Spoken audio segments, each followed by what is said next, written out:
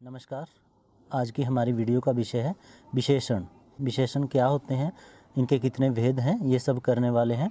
तो आइए शुरू करते हैं। अगर आपने अभी तक चैनल को सब्सक्राइब नहीं किया तो चैनल को सब्सक्राइब कर लें ताकि आगे आने वाली वीडियो आपको मिलती रहे।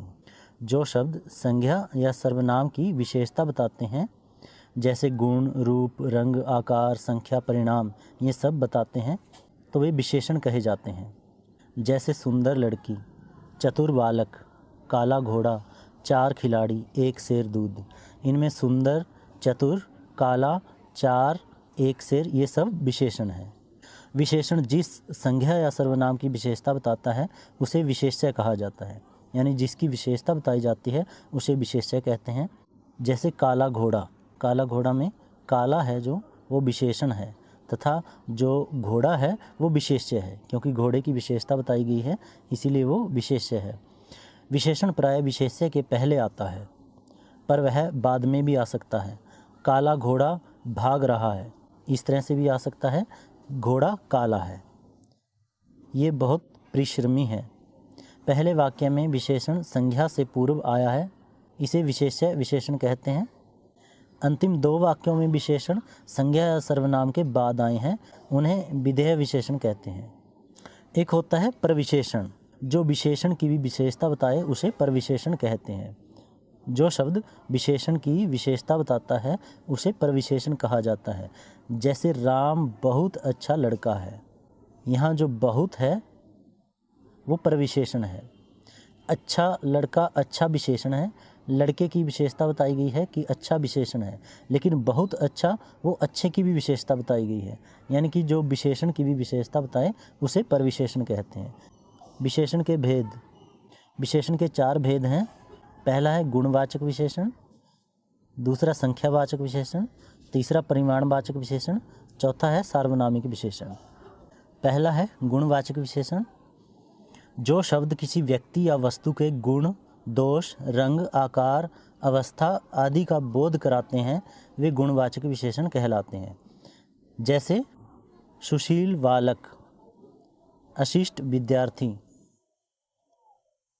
पीला गुलाब, पुराना किला, दैनिक समाचार, पहाड़ी प्रदेश, सुगंधित द्रव्य, गीला कपड़ा, अस्वस्थ पिता, बृहदाकार ग्रंथ, मखमली घास, मीठा पकवान, कड़वी औषधि।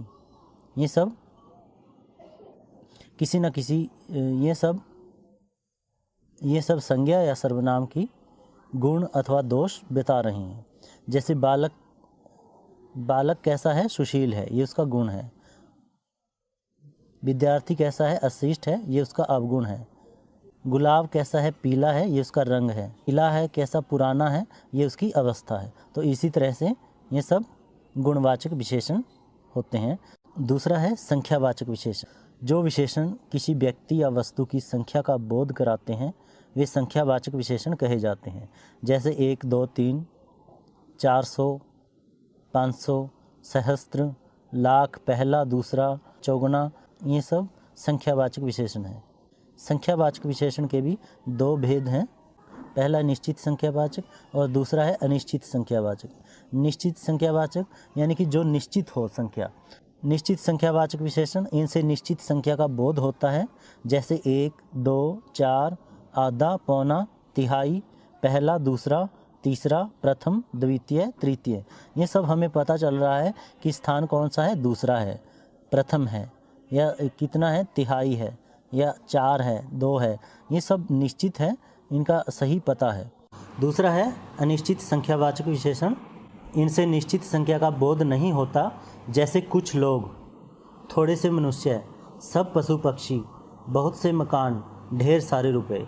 यहाँ पे कुछ लोग हैं, उनका इस संख्या का पता नहीं है कि कितनी संख्या है। मनुष्य थोड़े से हैं, उनकी भी संख्या का सही से पता नहीं है। इसी तरह सब पशु पक्षी, लेकिन पशु पक्षियों की संख्या का पता नहीं है, इसीलिए यहाँ पे अनिश्चित संख्यावाचक विशेषण है। तीसरा है परिमाणवाचक विशेषण। परिमाण होता है किसी वस्तु का नाप तोल या मात्रा। जो विशेषण किसी वस्तु की नाप तोल या मात्रा का बोध कराते हैं वे परिमाणवाचक विशेषण कहलाते हैं। जैसे 2 बीघा जमीन, 4 गज लट्ठा, 2 किलो आटा, 5 लीटर तेल, थोड़ी सी मिर्च। परिमाणवाचक विशेषण के दो भेद हैं, निश्चित परिमाणबोधक विशेषण और अनिश्चित परिमाणबोधक। निश्चित परिमाणबोधक जैसे 2 मीटर मखमल, 4 किलोमीटर सड़क। यहाँ पे मखमल 2 मीटर है, उसके नाप का पता है। सड़क 4 किलोमीटर ही है, उसके भी नाप का पता है, इसीलिए यहाँ पे निश्चित परिमाणबोधक विशेषण है। दूसरा है अनिश्चित परिमाणबोधक। यहाँ पे मात्रा का या नापतोल का सही से पता नहीं होता। जैसे थोड़ा सा पानी, ज़रा सी मिर्च। पानी थोड़ा सा है लेकिन वह कितना लीटर है ये पता नहीं है। मिर्च थोड़ी सी है लेकिन उसकी मात्रा कितनी है, कितने किलो है वो, उसका ये पता नहीं है। इसीलिए यहाँ पे अनिश्चित परिमाणबोधक विशेषण है। चौथा है हमारा सार्वनामिक विशेषण। सार्वनामिक सर्वनाम से बना है। जो सर्वनाम संज्ञा के पूर्व उसके विशेषण के रूप में प्रयोग होते हैं सार्वनामिक विशेषण कहे जाते हैं। संज्ञा के पूर्व जैसे यह लड़का, यह लड़की। लड़का संज्ञा है, उससे पूर्व जो सर्वनाम है लेकिन वो उसकी विशेषता भी बता रहा है। यही सर्वनाम जब इस लड़के की विशेषता बता रहा है तो ये सार्वनामिक विशेषण कहा जाता है। इसी तरह से यह लड़की, यह जो शब्द है वो लड़की की विशेषता बता रहा है लेकिन वो सर्वनाम भी है, इसीलिए इसको सार्वनामिक विशेषण कहा जाता है। अवस्था के आधार पर विशेषण की 3 अवस्थाएं हैं। विशेषण किसी वस्तु या व्यक्ति की विशेषता बताते हैं। यह विशेषता किसी में सामान्य होती है और किसी में दूसरे से अधिक होती है और किसी में सबसे अधिक होती है। इसी अंतर को देखते हुए विशेषण की 3 अवस्थाएं मानी गई हैं। पहली है मूलावस्था, जिसे अंग्रेजी में पॉजिटिव डिग्री कहते हैं। दूसरी है उत्तरावस्था, जो कंपैरेटिव डिग्री कहलाती है। तीसरी है उत्तमावस्था, जो सुपरलेटिव डिग्री कहलाती है। मूलावस्था में विशेषण किसी व्यक्ति या वस्तु की सामान्य विशेषता बताता है। जैसे वह बुद्धिमान है, राम चतुर है, रमा सुंदर है, ये एक सामान्य विशेषता हो गई। उसके बाद है उत्तरावस्था। उत्तरावस्था होती है पहली के बाद की अवस्था। उत्तरावस्था में विशेषण 2 वस्तुओं या व्यक्तियों की तुलना करते हुए एक को दूसरे से अधिक गुण संपन्न बताया जाता है। जैसे मोहन सोहन से अधिक चतुर है। यहाँ पे मोहन और सोहन की तुलना करते हुए मोहन को सोहन से अधिक चतुर बताया गया है। इस वाक्य को ऐसे भी लिखा जा सकता है जैसे मोहन सोहन से चतुरतर है। यहाँ चतुरतर है जो चतुर की उत्तरावस्था बता रहा है। तीसरा है उत्तमावस्था, जो सबसे उत्तम हो। उत्तमावस्था में विशेषण द्वारा 2 से अधिक व्यक्तियों या वस्तुओं की तुलना करते हुए एक को सबसे अधिक गुणवान बताया जाता है। यानी कि सभी में से तुलना करते हुए एक को सबसे अच्छा या अधिक गुणवान बताया जाता है। जैसे यह अपनी कक्षा में सर्वाधिक चतुर है। यह विद्यार्थी पूरी कक्षा में सबसे अधिक चतुर है। इस वाक्य को ऐसे भी लिखा जा सकता था कि वह अपनी कक्षा में चतुरतम है। यहाँ जो चतुरतम शब्द है वो चतुर की उत्तम अवस्था है।